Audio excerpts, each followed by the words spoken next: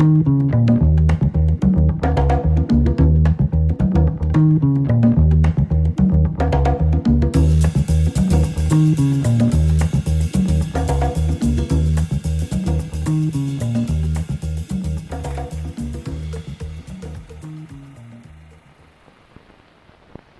everyone, and a very pleasant good evening to you once again.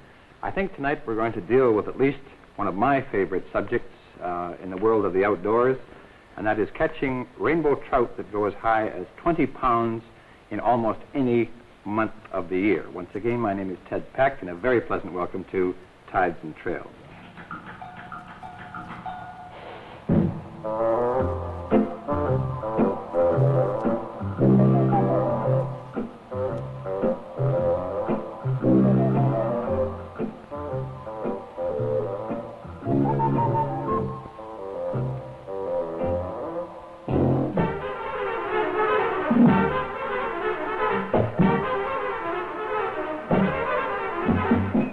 Tides and Trails is presented each week at this time by new Sportsman King Size Filter Cigarettes.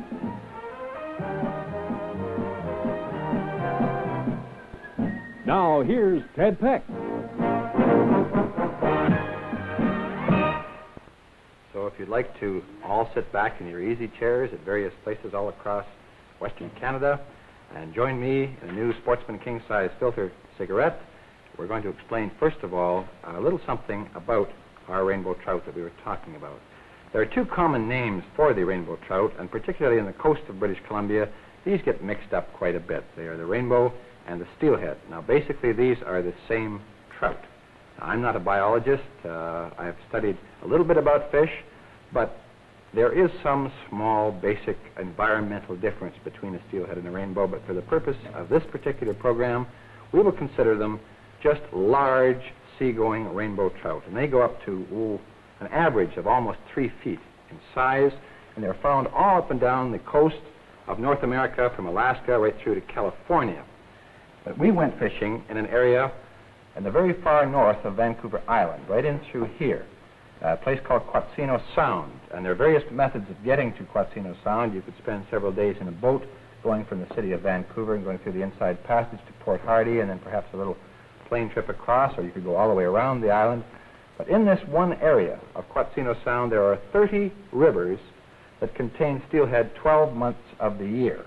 And as such, we picked on one of them called the Mahatta River, which you're going to see in film.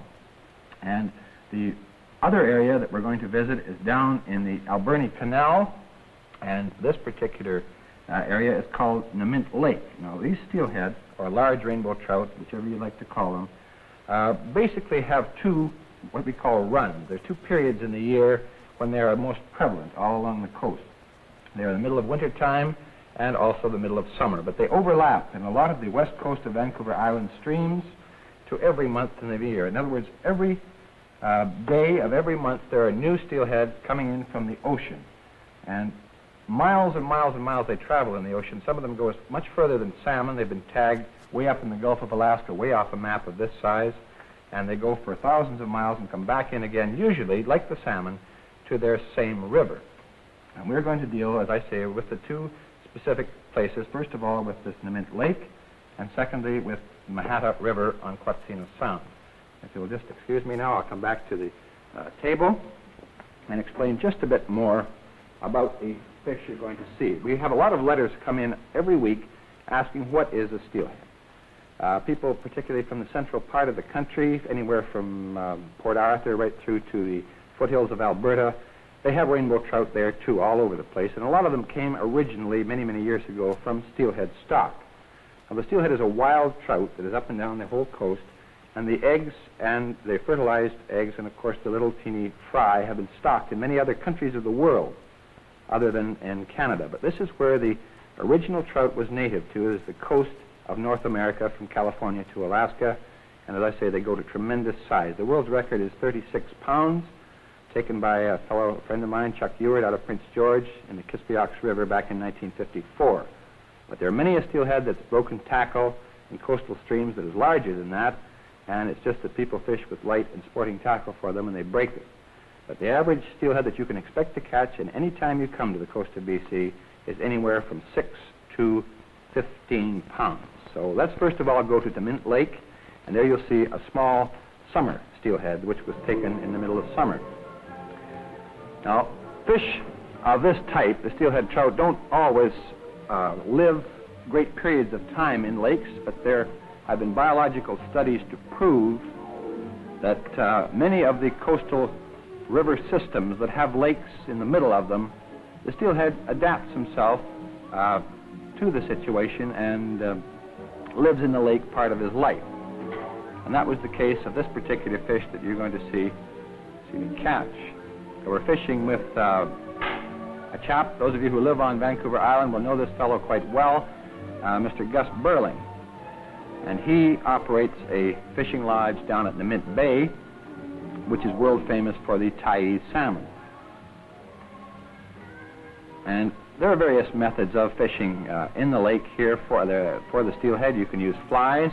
We, on this particular day, had forgotten our fly rod, so we used the float and bait system, using a very fine leader and a long spinning rod. I would say the leader would be 4-pound test, because the water in the lake is very clear.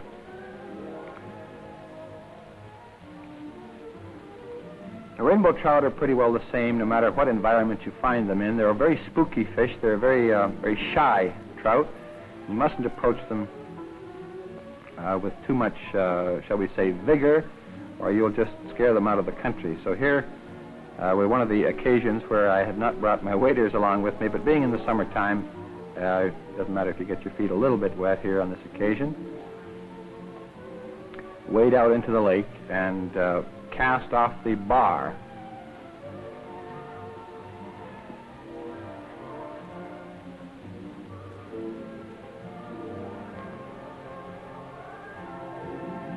Two casts and we hooked Mr. Steelhead. This doesn't always happen. Sometimes you'll fish for days and days and days when the steelhead are all around you. You can see them in clear water, and they're just so shy that they won't touch anything. They go in definite feeding periods. A lot of the biologists have examined the stomach contents of coastal rainbow or steelhead, and particularly the winter runs, and they found nothing in their stomachs at all. Then they'll go on a feeding spree and take almost anything. Now this little steelhead would be a smaller one much smaller one than average. This one would go maybe 4.5 pounds. And in this lovely clear water, you can get quite a bit of enjoyment out of playing a fish, because you can see the activities that he goes to try and shake the hook. In the province of Alberta, rainbow trout go equally as large in the newly stocked pothole systems all over the province. But these fish here that you're seeing, this particular one and the ones you're going to see later on in the program, are wild fish. They've never been stocked, and they provide year-round angling for sportsmen all over British Columbia. Not only the native sportsmen, the residents, but of course visitors to the province. To the south of British Columbia, in the state of Washington, the steelhead trout has been brought back artificially by stocking programs to be the finest game fish available to residents and visitors alike. There is a typical example of a small summer steelhead, about 4.5 pounds, and they go up to about 15 pounds in most of these summer runs. You're going to see some much larger ones a little later on in the program. Their basic construction, as you can see, is a little bit thinner than a rainbow trout that is artificially raised and stocked in a pothole, but they have to carry on up the very fast river systems. But certainly a wonderful specimen of a game fish anywhere in the world.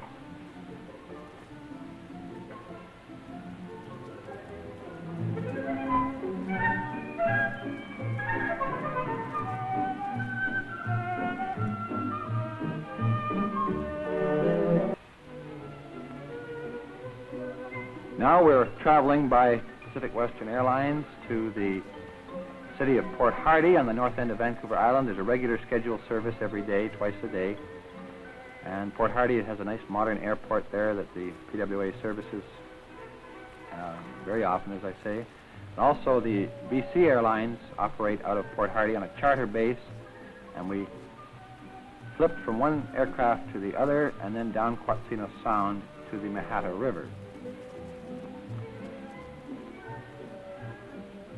We had as our companions on this particular expedition Roger Lizzie, who you're going to meet a little bit later on, and there was Roy Rebel, the chief pilot and base manager of the BC Airlines out of Port Hardy, who was flying us into the Mahatta River. These films were all made in half of one day, and there's a lot of things I'd like to explain about fishing the West Coast streams. Now, we were very fortunate and had an invitation from the Rayonier Corporation, who operate the Mahatta River camp, as you see here from the air. But it is not a public area because it is what they call a tree farm license. They have a forest management license covering so many square miles of the Mahatta Valley. But right next to the Mahatta River, for instance, there's about 15 others that have no logging camp at the mouth of them, and they all have just as many steelhead or perhaps more, because they haven't been fished as often as this one. This one is constantly fished by the loggers working out of the Mahatta River camp and, of course, guests of the logging camp. Roger Lizzie, incidentally, a very fine sportsman, and here we meet Pat Schreiber, the woods boss or camp superintendent, or push, as they're locally known, of the logging camp. He was acting as our guide and actually showed us the areas of the Mahatta River that contained the most steelhead. And here's another month of the year that we were fishing. This was in November, and still basically fishing for what we call summer fish. It was a very wet period of time, and those of you planning to visit the coast of British Columbia, and particularly the west coast of Vancouver Island, must realize that the precipitation is at least 5 times and sometimes 10 times greater than that found even in the city of Vancouver. The average rainfall here would be somewhere around 300 inches a year, whereas Vancouver's rainfall, I think, somewhere between 50 and 80 inches.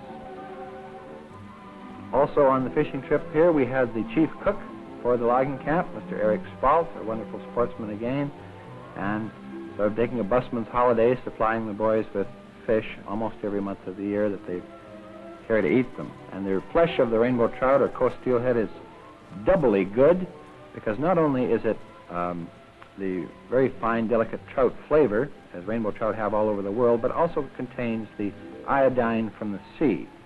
So it has a combination of a salmon and trout flavor.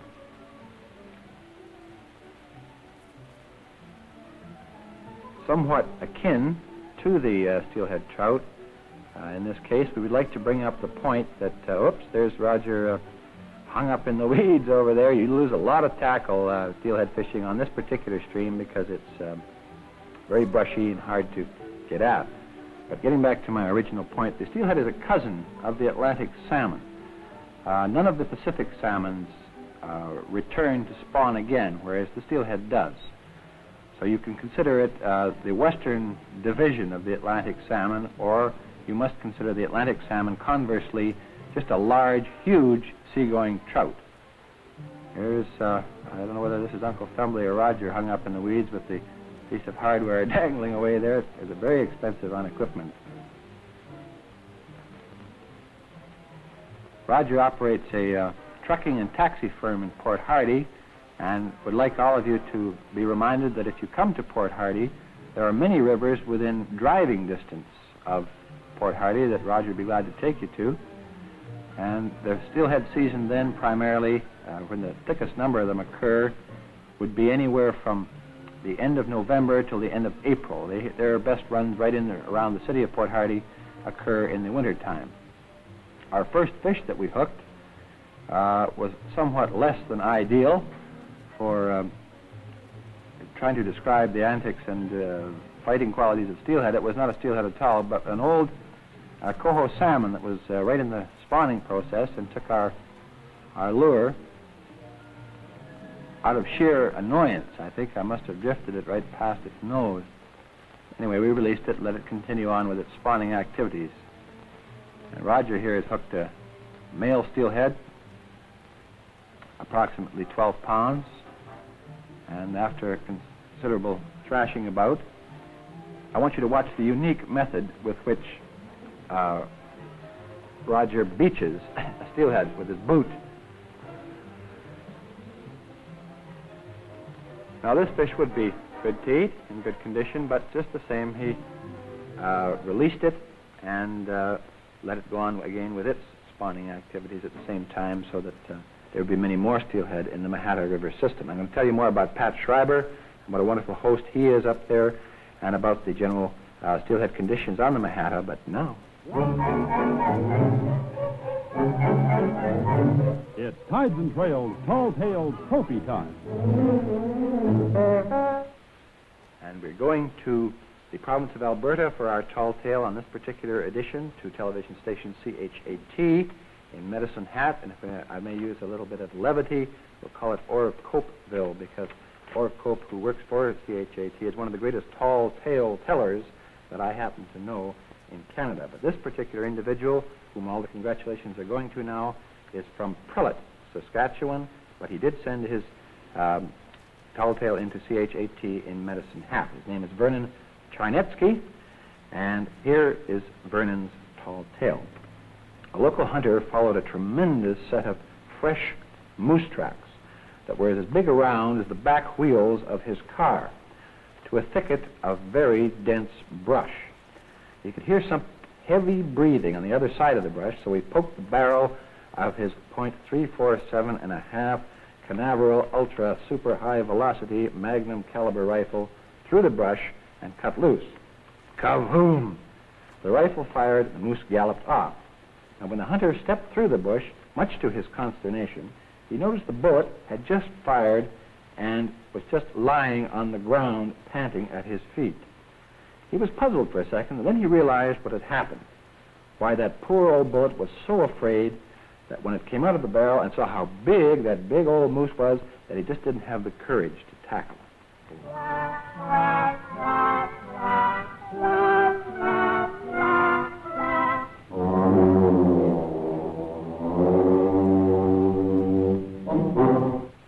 Well, to you, Vernon Charnetsky of Prelate, Saskatchewan, and of course to CHAT in Medicine Hat, congratulations. Your carton of new Sportsman king-size filter cigarettes are coming out to you, Vern, and of course your 20-pound Pacific Coast salmon and your scroll that you can put on your wall as a permanent member of the Tides and Trails Tall Tales Trophy Association. Now back to some more steelhead fishing on the Mahatta River.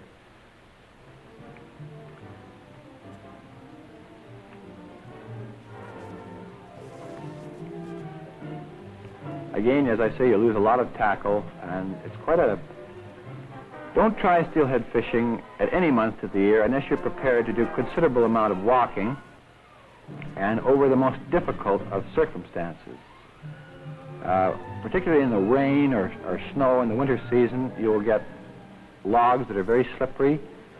You'll have to cross over the stream many times. In waders, I use the chest-type waders, and being constructed rather on the heavy lines, I find it easier to cross than most people, but wading is something, again, it's a special knack, and it is not the easiest of transportation going up and down a river of this type. You'll have to, there's a little small jack salmon, which I don't consider a sporting fish at this time of the year, so we release him back to continue on with his operations in the spawning department. Again, we go with Pat Schreiber, the woods boss, and George Lizzie up to another area of the Mahatta.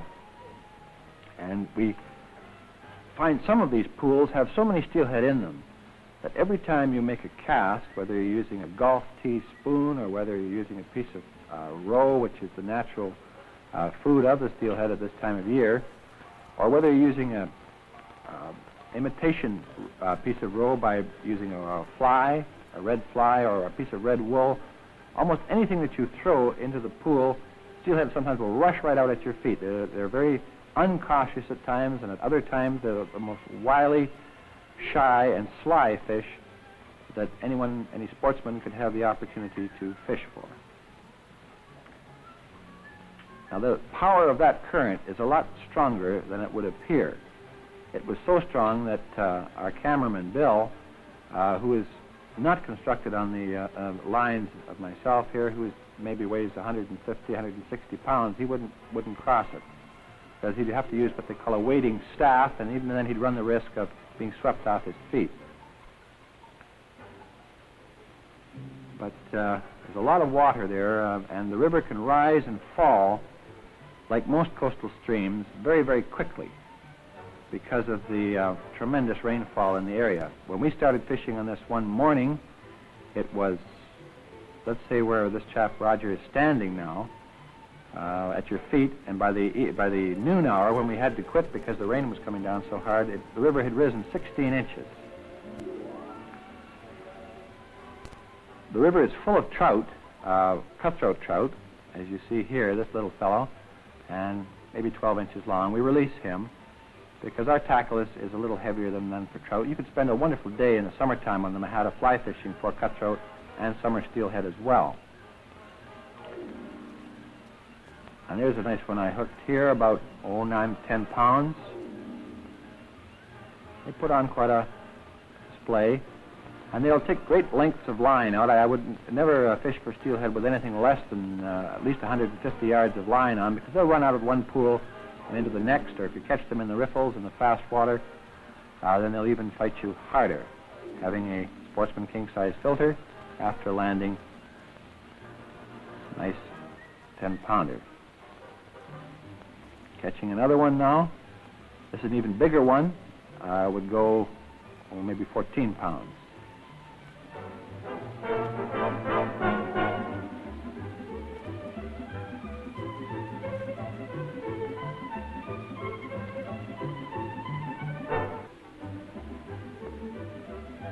There's Roger into a beautiful fish.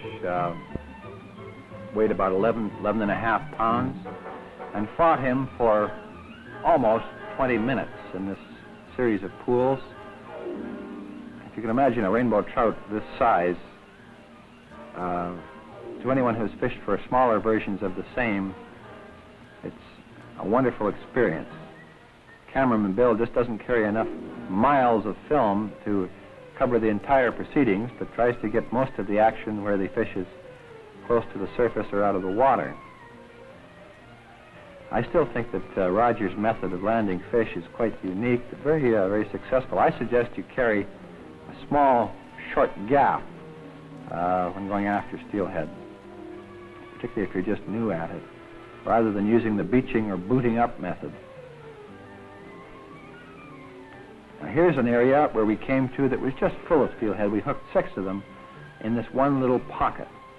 This is a log jam, which is quite common on a lot of our coast streams. And you not only hook fish, but you also hook logs and various other debris that are attached to the bottom. Here's where I actually had a fish on, and he got himself wound under the log jam, and Pat Schreiber, being the wonderful host that he is, and guide, had cork boots on, these spikes on the bottom of his boots that all the loggers wear, and was able to get out there and try to release it for me, but the fish still got free on his own.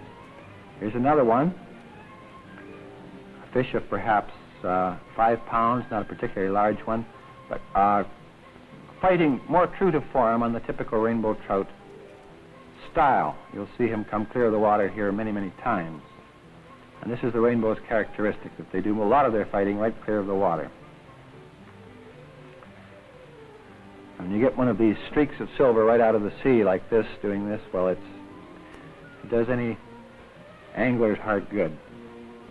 And these fish, although you see us not using flies here, you can use a fly rod on them and spend a wonderful day and catch your limit of them, which is 2 in a day. You may only keep 2 steelhead in a year, at least, pardon me, in a day, and only 40 during the year.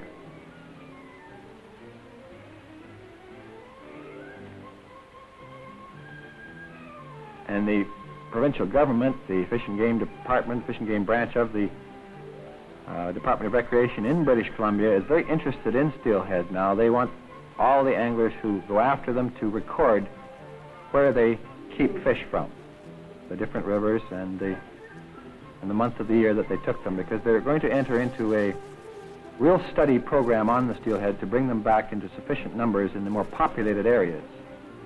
An area like this in the Mahatta River, well, of course, this will be near virgin for many, many years.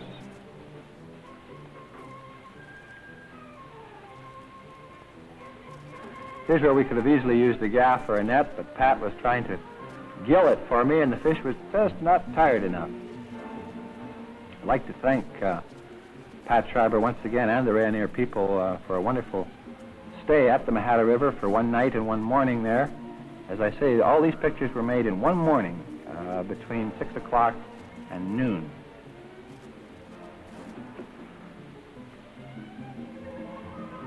Now they're nice, small, what we call a doe, a female steelhead, about 5 pounds.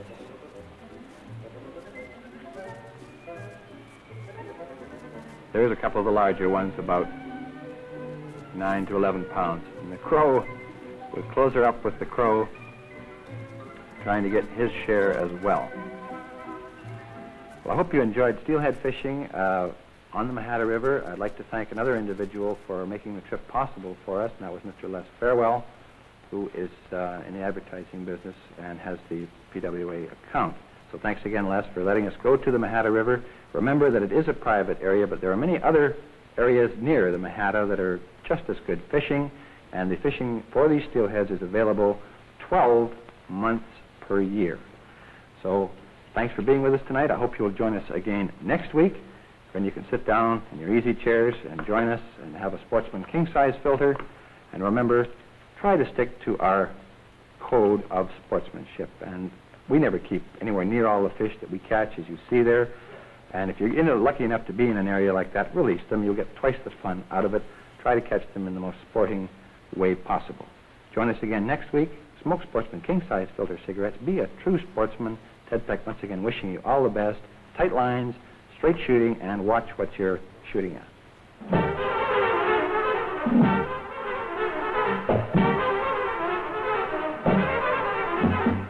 Tides and Trails was brought to you by new Sportsman king-size filter cigarettes.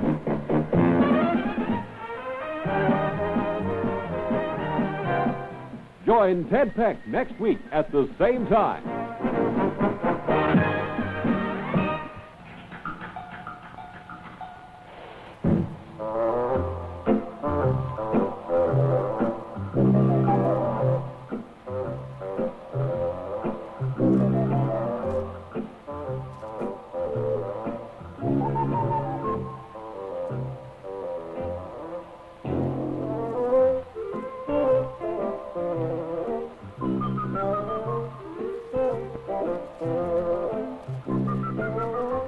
Tides and Trails was produced for Sportsman Cigarettes by CHAN-TV, Vancouver.